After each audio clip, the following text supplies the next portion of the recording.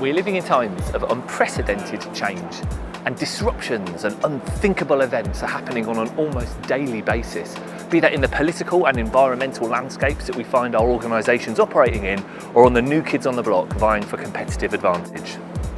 And now, more so than ever, businesses need to focus on changes that they need to make.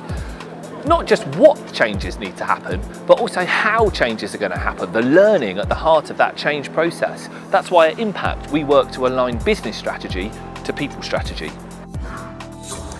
What we mean by that is working with people who are at the heart of a change process, people who will be involved in the work that needs to be changed. We call this scanning, spotting patterns in the organisation and finding the best place to leverage changes.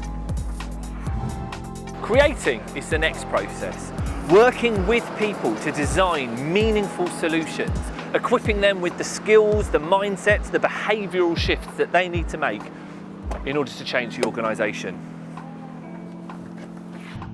Once we've understood the change that is needed, we work to disrupt the status quo in the organisation, to find opportunities where learning to do work differently and learning to do different work can take place and really shift the culture of an organisation.